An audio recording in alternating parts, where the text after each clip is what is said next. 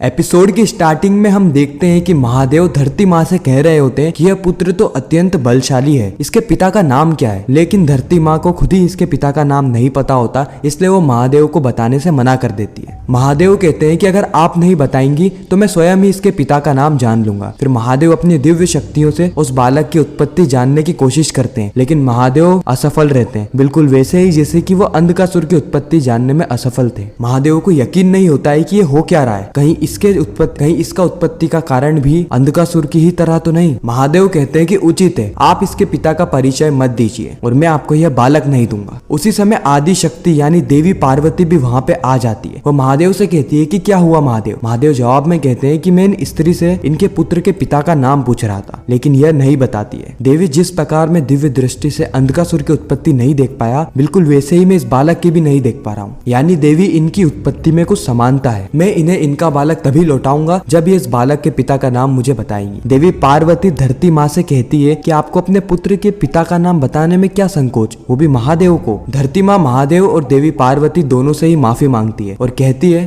कि मुझे क्षमा कर दीजिए देवी पार्वती और महादेव, लेकिन मैं इसके पिता का नाम नहीं बता सकती। अगर आप चाहे तो आप मेरे पुत्र को ले जा सकते हैं। इससे बड़ा सौभाग्य क्या ही होगा कि मेरा पुत्र शिव और शक्ति की निगरानी में बड़ा हो। यह तो मेरे पुत्र के लिए एक सौभाग्य की बात होगी। इतना कह के धरती माँ वहाँ से जाने ही लगती है, लेकिन महादेव धरती माँ को रोककर उन्हें उनके पुत्र को लौटा देते हैं और कहते हैं कि देवी आपने तो हमें नाम नहीं बताया, लेकिन मैं आवश्यक इसके पिता का नाम स्मरण करके रहूंगा। नारायण भी पीछे खड़े खड़े ये सारी ही चीजें देख रहे होते हैं। नारायण अपने मन ही मन में कहते हैं कि समानता तो बहुत है महादेव, इसमें भी और अंधकासुर में भी। समय आने पे सभी चीजें ज्ञात हो जाएगी। महादेव नारायण को देख लेते हैं और नारायण को पुकारते हैं, नारायण आप यहाँ पे छुप छुप के क्या कर रहे हैं? क्या आप मुझे सत्य तक पहुँचने से रोक रहे हैं? इस प्रश्न का उत्तर तो आप दे ही सकते हैं नारायण। उसी समय देवी पार्वती नारायण के सामने आती है और नारायण से कहती है कि नारायण हमारा संबंध तो भाई और बहन का है ना, तो आपको आपकी बहन की सौगंध। महादेव को उनके प्रश्नों का उत्तर दे दीजिए नारायण। नारायण यहाँ पर एक धर्म संकट में फंस जाते हैं और वो हाथ जोड़ के देवी पार्वती और महादेव के सामने से गायब हो जाते हैं। नारायण के जाते ही महादेव नारायण को पुकारते हैं, नारायण आखिर क्यों? आपकी यह चुप्पी का कारण क्या है? यह उचित नहीं है नारायण, उत्तर दीजिए।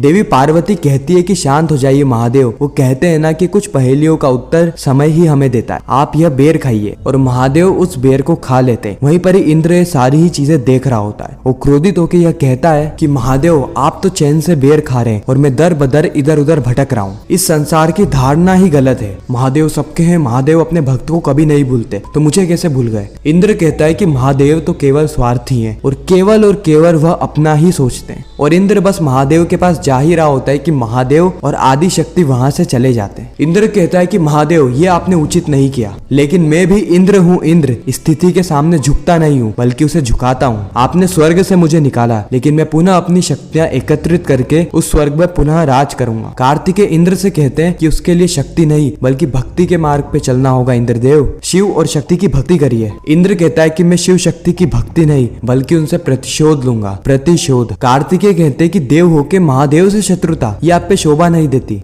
जो शिव शक्ति इस पूरे संसार के हैं उनसे किस बात का प्रतिशोध? अगर आप पुनः ही अधर्म के मार्ग पर चलेंगे तो आपका विनाश ही होगा इंद्रदेव। इंद्र कहता है कि यह ज्ञान आप मुझे नहीं नारायण को दीजिए कुमार कार्तिकेय, क्योंकि वही है जो कि आजकल महादेव से मुख मोड़े बैठे हैं। और कार्तिकेय मेरी बात सुनिए, आप तो ठहरे शिव पुत्र, इसलिए आपका कर्तव्य है कि आप शिव के साथ खड़े रहें, लेकिन मैं शिव पुत्र नहीं हूँ और मैं महादेव से प्रतिशोध अवश्य लूंगा और यह बात अपने पिता शिव से अवश्य कहना। देवी पार्वती कैलाश में कहती है कि महादेव ये क्या हो गया इंद्रदेव को? पहले तो ये ऐसे नहीं थे, पहले ये आपका कितना सम्मान करते थे और हमने तो इन्हें कई बार दंड भी दिया है। यह तो खुशी खुशी उस दंड को भी भोग लेते थे, लेकिन अब ऐसा क्यों यह प्रतिशोध की अग्नि में जले जा रहे हैं? महादेव कहते हैं कि अब तो सभी कुछ अनुचित हो रहा है। इस ओर तो इंद्र प्रतिशोध लेने के लिए तत्पर है और दूसरी ओर नारायण ना जाने कौन सी ही बात छुपा रहे हैं। लगता है इस पूरी ही सृष्टि पे बहुत बड़ा संकट आने वाला है देवी। फिर हम देखते हैं कि महादेव अपने ध्यान में विलीन हो जाते हैं। इस ओर हमें अंधकासुर को बताया जाता है जो कि अभी भी तप कर रहा होता है। नारायण अंधकासुर के सामने प्रकट होते हैं और कहते हैं कि यह तप संपूर्ण नहीं हो सकता, क्योंकि अगर यह तप पूर्ण हुआ तो धर्म का साथ देने वाले महादेव का यह पुत्र पुत्र अधर्म का तांडव करने लगेगा, मैं इस तप को पूर्ण नहीं होने दूंगा। उसी समय शुक्राचार्य भी वहाँ पे आ जाते हैं और कहते हैं नारायण आप ऐसा नहीं कर सकते। शुक्राचार्य नारायण को कहते हैं कि नारायण आपका विचार एक पाप है, स्वयं नारायण होके आप यह तप भंग करने की कोशिश कर रहे हैं, यह अधर्म है। नारायण कहते हैं कि अधर्म का ज्ञान आप तो मत ही दीजिए शुक्राचार्य, यह सारी ही स्थिति आपके कारण उत्पन्न हुई है। आपने छल से शिव शक्ति के पुत्र को चुरा के उसे असुर में तब्दील कर दिया और अब उससे अनर्थ करवा रहे हो। शुक्राचार्य कहते हैं कि क्षमा कीजिए नारायण, लेकिन मेरे होते हुए आप अंधकासुर का तप भंग नहीं कर सकते। नारायण कहते हैं कि तप तो भंग होके रहेगा। फिर नारायण अपनी शक्तियों का इस्तेमाल करके अंधकासुर के आसपास अग्नि उत्पन्न कर देते हैं, जिससे कि अग्नि के ताप से अंधकासुर का तप भंग हो जाए, और इतना करके नारायण वहां से चले जाते हैं। शुक्राचार्य अपनी शक्तियों से उस अग्नि को बुझाने की कोशिश करते हैं, लेकिन वह असफल हो जाते हैं। इसके बाद असुर माता दिति भी अपनी शक्तियों का प्रयोग करती है, लेकिन इन दोनों की शक्ति मिलकर भी नारायण के द्वारा उत्पन्न करी हुई अग्नि को नहीं बुझा पाती।